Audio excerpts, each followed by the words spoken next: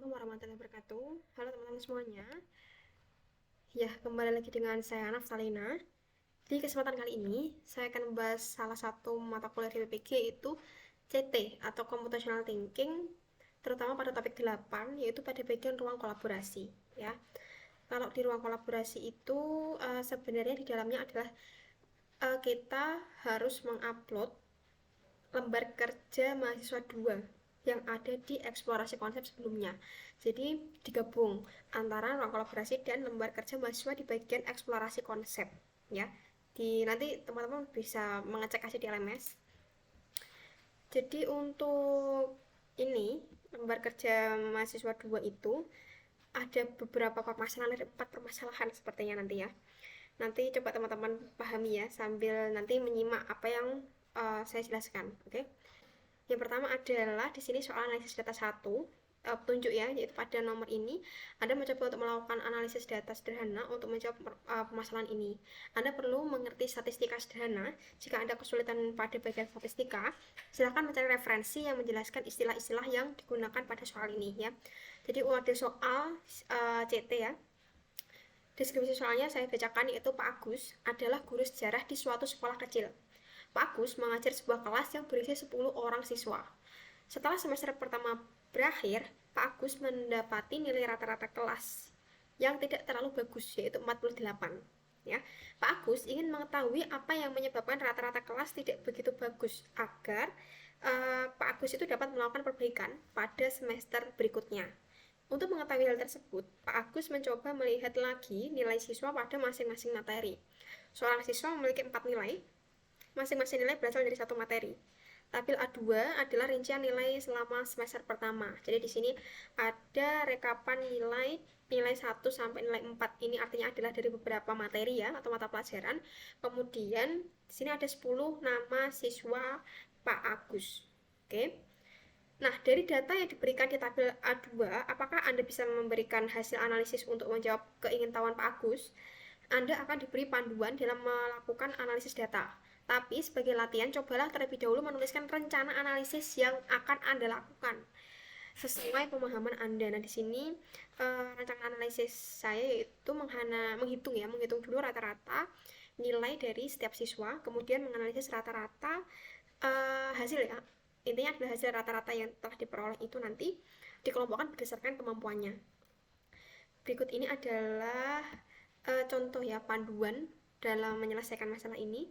Jadi panduan ini bisa saja berbeda dari rencana yang telah dibuat tadi ya.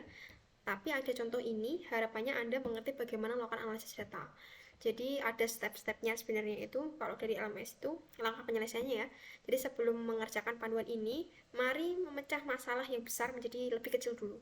Jadi Pak Agus tadi kan tujuannya adalah ada tujuan dulu, tujuan analisis data, yaitu memperbaiki apa yang telah dilalui dari semester 1 kemudian biar tidak terulang lagi di semester 2 gitu kan. Perbaikan yang dilakukan bisa dari dua sisi, yaitu dari perlakuan siswanya atau dari materi yang akan disampaikan. Nah, untuk mengetahui bagaimana perbaikan yang dapat dilakukan dalam menangani siswa tersebut, maka akan dicoba untuk mencari apakah ada siswa-siswa yang kemampuannya itu selevel.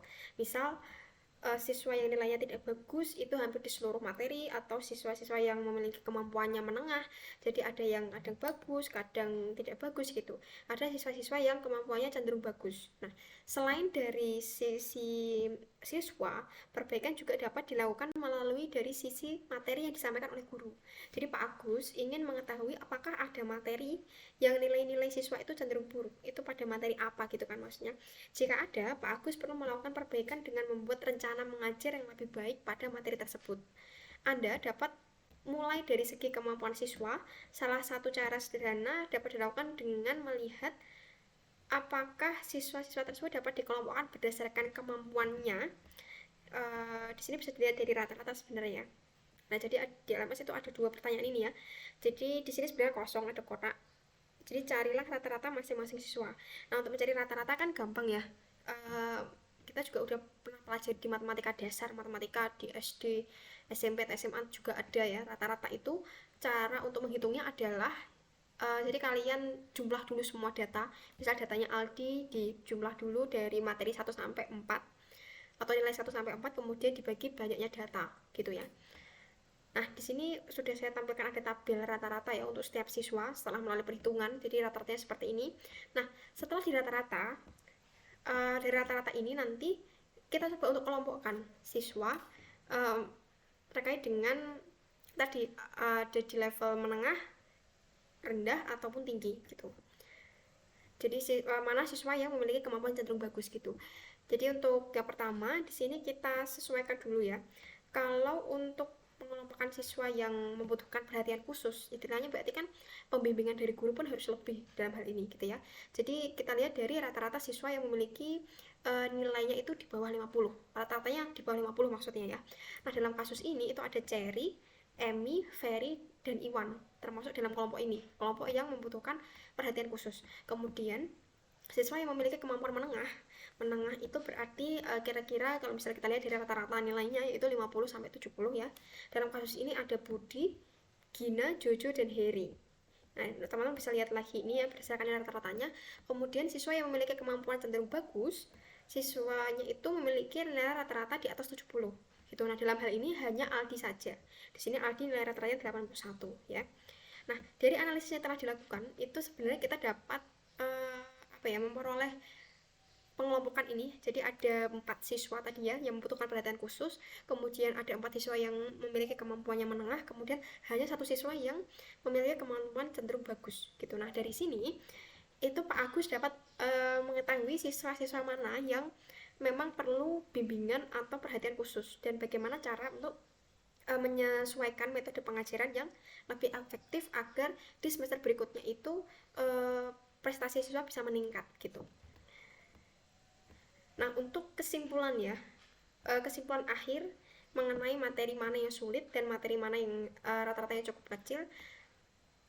Nah, di sini kalau untuk menyimpulkan, karena memang kan materinya kan tidak disebutkan secara spesifik, cuma nilai 1, nilai 2, nilai 3, nilai 4. Tapi di sini untuk kesimpulannya ya, kalau misalnya dari saya itu yang pertama, terdapat beberapa materi ya yang memiliki nilai yang cukup luas, rentang nilai yang cukup luas, seperti materi yang materi A kita sebut sebagai nilai 1 ya, kemudian materi B nilai 2, materi C nilai 3, dan materi D nilai 4, yang menunjukkan bahwa ada variasi nilai yang cukup signifikan di antara siswa-siswa dalam kelas. Kemudian untuk materi C dan D, nanti teman-teman bisa lihat rekapan nilai lagi tadi ya. Untuk materi C dan D itu memiliki nilai rata-rata yang lebih rendah dibandingkan dari rata-rata kelas secara keseluruhan. Hal ini menunjukkan bahwa materi tersebut memang sulit bagi sebagian besar siswa. Jadi di sini guru harus bisa mengetahui, oh berarti kenapa pada materi ini nilai siswa rendah? Mungkin di sini memang materinya sulit ataupun guru menggunakan metodenya itu kurang tepat gitu. Kemudian meskipun demikian, perlu diperhatikan bahwa setiap materi itu siswa juga nilainya rendah gitu. Jadi kalau misalnya kita lihat secara keseluruhan ya, nah hal ini menunjukkan bahwa memang beberapa siswa mengalami kesulitan dalam materi tertentu ya, sehingga bukan hanya faktor kesulitan saja yang mempengaruhi nilai rendah gitu. Nah, oleh karena itu menjadi seorang guru pun di sini kita harus melakukan suatu upaya untuk membantu siswa untuk istilahnya itu mengatasi permasalahan atau kesulitan dalam pembelajaran, terutama pada memahami materi yang diajarkan oleh Pak Agus ini. Serta bagaimana di sini juga dari sisi Pak Agusnya sebagai guru, itu bagaimana cara mengambil tindakan untuk meningkatkan kualitas pembelajaran. Mungkin di sini divariasikan model pembelajaran yang digunakan, lebih bervariatif, kemudian menggunakan media-media pembelajaran yang interaktif gitu. Jadi membuat siswa itu juga semangat, memiliki motivasi tinggi untuk belajar, sehingga nanti harapannya siswa akan bergerak aktif dalam pembelajaran dan nilai pun yang output yang dihasilkan akan bagus sesuai dengan apa yang diinginkan oleh Pak Agus sendiri. Kemudian di sini untuk soal analisis data yang kedua ya, di sini ada 4 analisis data yang harus kita selesaikan. Jadi untuk analisis data yang kedua ini singkatnya itu ada gambar rumah adat daerah Indonesia. Jadi ini ada rumah adat daerah Indonesia dari A sampai I ya. Ada beberapa pertanyaan yang harus kita jawab. Jadi yang A, buatlah beberapa kelompok rumah yang menurut Anda sejenis. Mungkin Anda bisa menemukan beberapa cara mengelompokkannya. Benar salahnya pengelompokan Anda akan tergantung pada jawaban Anda pada bagian B. Nah, coba teman-teman perhatikan dulu di sini. Kalau nanti saya menyebutkannya itu sesuai dengan apa yang saya pahami ya. Jadi kalau misal A di sini kelompok atap munjung kayak gitu. Kemudian di sini ada yang di perairan nih. Nah, kelompok rumah munjung atasnya ini pakai bahasa saya sendiri karena memang kita lihat dari visualnya ya, secara gambar itu kita lihat persamaannya bagian mana. Jadi ada rumah adat AEG. Jadi kita lihat kan atapnya di sini muncung ke atas gitu ya. Kemudian kelompok rumah adat di pinggir perairan di sini saya lihatnya adalah dari penampakan ini rumah adatnya itu memang di perairan ya. Ini tepatnya di sungai sepertinya. Sungai. Nah, ini kan di perairan. Kemudian yang ketiga itu kelompok rumah adat gubuk. Di sini kenapa saya sebut gubuk? Karena kalau misal di saya kan aslinya di Pati itu gubuk itu suatu rumah yang ada di tengah-tengah sawah. Jadi bilangnya gubuk ya kayak gini bentuknya, tapi sebenarnya kan ini rumah adat kan ya. Kemudian oke, di sini lanjut ya, tuliskan sifat-sifat dari rumah. Sifat di sini saya mikirnya itu seperti ciri-ciri ya, ciri-ciri kenapa kamu bilang kalau itu satu kelompok, kenapa gambar dari rumah adat AEG itu masuk dalam kelompok rumah adat munjung atasnya gitu, kenapa. Nah, di sini saya pengelompokan ya, AEG itu memiliki sifat-sifat ya. Sifat itu bisa kita jelaskan seperti ciri ya. Itu bentuk bangunannya. Bentuk bangunannya di sini memiliki bentuk bangunan panggung yang terbuat dari rumah. Sorry, oleng. Sifatnya itu adalah bentuk bangunan. Jadi rumah adat memiliki bentuk bangunan panggung yang terbuat dari kayu. Oke. Kemudian atapnya di sini memiliki kemiringan yang cukup curam ya. Atapnya kita lihat kan munjung itu kayak pucuk-pucuk gitu loh. Tiangnya ini memiliki tiang-tiang besar ya sebagai penyangga bangunan. Bisa kita lihat itu kelihatan sebenarnya di sini. Kemudian fungsinya biasanya rumah adat seperti ini kan digunakan untuk pernikahan, kemudian upacara adat dan sebagainya. Nah, kita bisa lihat dari kondisi alamnya pun di sini sebenarnya tidak di perairan ya. Ini kan lebih ke apa ya? Jauh daerah banjir dan cenderung di tanah yang tinggi. Ini. Kemudian untuk kelompok berikutnya ada kelompok rumah adat di pinggir perairan. Nah, saya bilangnya di pinggir perairan karena di sekeliling rumah adat tersebut dikelilingi oleh air gitu. Rumah adat BFH ya. Sifat-sifatnya di sini bentuk atapnya kita lihat sama ya. Rumah adat rakit limas bentuknya, atapnya limas, khas dengan 4 buah tiang penyangga di sudut-sudutnya. Kemudian di sini materialnya kayu yang kuat dan tahan lama ya, tentunya tahan lama karena memang tempatnya itu di daerah perairan. Kemudian fungsinya sama ya, digunakan untuk upacara adat, pernikahan dan yang lain-lain. Kemudian lokasinya di sini bisa ditemukan di sungai atau danau ya, pokoknya perairan lah. Kemudian selanjutnya adalah saya bilang tadi kelompok rumah adat gubuk. Gubuk itu di sini kita lihat kan seperti rumah adatnya Papua ya. Papua di sini sifat-sifatnya itu bentuk atapnya berbentuk kerucut seperti tenda dengan bahan utama daun sagu ya, biasanya ditumpuk berlapis-lapis, kemudian dikikis rapi. Kemudian tidak memiliki pintu, hanya memiliki lubang kecil di bawah bagian atap yang digunakan untuk pintu masuk. Jadi misalnya kita lihat pintu masuknya kecil ya di sini. Nah, lokasinya itu biasanya misalnya kita lihat itu kan di sini di hutan-hutan kan, hutan belantara, pegunungan gitu. Kemudian untuk konstruksi dari bangunannya ya, misalnya kita lihat dari sisinya itu memang ramah lingkungan karena memang bahan-bahan yang digunakan untuk membuat ini pun misalnya kita lihat itu dari bahan-bahan alam yang dapat terurai dan cepat cepat jadi itu tanpa menimbulkan polusi ya. Nah, ini itu dari analisis yang kedua. Oke, ya kita lanjut untuk soal pemodelan dan simulasi. Nah, ini ada suatu permasalahan ya. Nah, teman-teman bisa baca juga deskripsi soalnya. Pada saat terjadi pandemi virus corona, sekolah-sekolah yang mengadakan pertemuan tatap muka terbatas itu perlu menerapkan protokol kesehatan yang ketat untuk murid-muridnya ya. Salah satu yang perlu dilakukan agar protokol kesehatan terjaga itu istilahnya itu berarti ada koordinasi antara guru dan siswanya juga ya, dan orang tua pun. Rancanglah model perjalanan siswa dari sejak datang ke sekolah hingga masuk dalam kelas. Model yang dimaksud adalah alur perjalanan siswa sejak dari gerbang sekolah hingga masuk kelas. Dalam perancangan alur perjalanan, perhatikan beberapa komponen yang terkait dengan protokol kesehatan, misalnya lokasi, berlangsung aktivitas siswa, misal di ruangan terbuka atau tertutup, kemudian bagaimana kapasitas ruangnya, durasi aktivitas belajarnya, gitu kan. Model yang dirancang dapat dievaluasi dengan memperhatikan apakah ada pelanggaran protokol kesehatan, misalnya terjadi penumpukan siswa di suatu ruang atau waktu tertentu gitu. Jadi tuliskan jawaban Anda pada lembar kerja. Jadi di sini Untuk rancangan pemodelan dan simulasi perjalanan siswa dari gerbang sekolah hingga masuk ke kelas itu, di sini saya sertakan ada beberapa bagian atau part ya, untuk aktivitas-aktivitas penting ya. Di sini siswa datang ke gerbang sekolah ya, siswa masuk ke dalam bangunan sekolah, kemudian siswa nanti akan menuju ke kelas masing-masing dan masuk ke dalam kelas.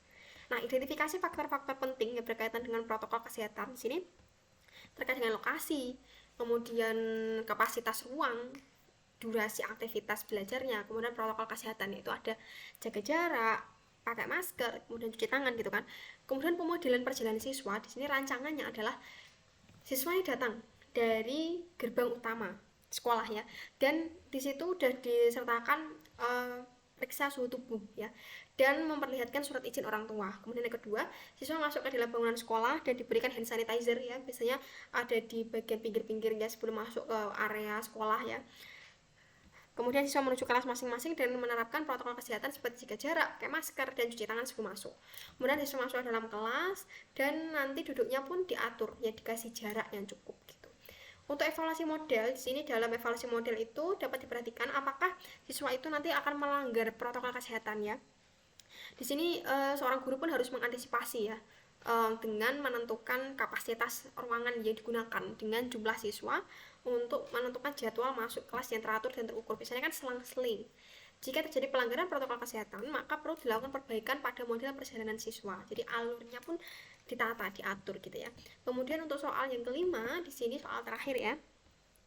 Jadi deskripsi soalnya ya, teman-teman, untuk mengerjakan latihan ini Anda akan menggunakan lab virtual yang disediakan oleh web ini. Oke. Silahkan masuk ke situs tersebut dan mempelajari fitur yang tersedia pada situs tersebut. Setelah Anda cukup terbiasa dengan situs tersebut, masuklah ke Lab4j dan Motion Basic. Anda bisa menggunakan link ini, ya, teman-teman bisa klik. Nah, silakan teman-teman mengikuti langkah-langkah ini ya. Kemudian pertanyaannya adalah kegunaan fiturnya apa aja. Jadi di sini ada 8, yang disediakan ada 8 ya, 8 kolom, 8 baris.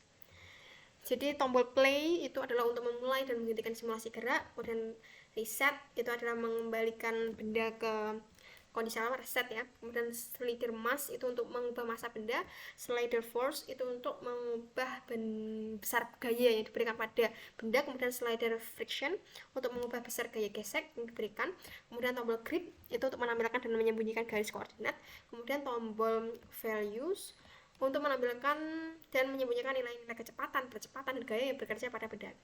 Kemudian tombol show vector untuk menampilkan atau menyembunyikan vektor gaya dan kecepatan pada benda. Nah, di bagian ruang kolaborasi itu sebenarnya kita disuruh untuk meminta penilaian dari teman kelompok ya. Dari anggota 1, 2, 3 di sini untuk penilaiannya dinilai apa aja. Jadi apakah cara mengerjakan soal yang dituliskan dapat dipahami? Ya, jawabannya adalah bisa semuanya. Kemudian apakah cara mengerjakan sudah lengkap? Ya, sudah dicentang semua. Kemudian apakah cara mengerjakan dapat diikuti tanpa menimbulkan keambiguan? Jawabannya centang semuanya. Oke. Wah, banyak sekali ya ini ruang kolaborasi. Jadi sekian aja teman-teman ya untuk bagian ruang kolaborasi topik 8 materi pengayaan topik CT dalam problem solving, menyelesaikan persoalan yang melibatkan analisis data, pemodelan dan simulasi dengan CT. Ya, ini sebenarnya kolaborasi dengan lembar kerja mahasiswa 2 ya, ini bagian eksplorasi konsep ya. Tapi teman-teman nanti coba diulangi lagi kalau misalnya terlalu cepat ketika saya membacakan gitu. Oke. Terima kasih teman-teman, jangan lupa like, comment, dan subscribe, dan jangan lupa klik bagian lonceng notifikasinya agar teman-teman nanti tidak ketinggalan video yang saya upload gitu. Oke, terima kasih teman-teman, semoga bermanfaat. Assalamualaikum warahmatullahi wabarakatuh. See you in the next video. Oke.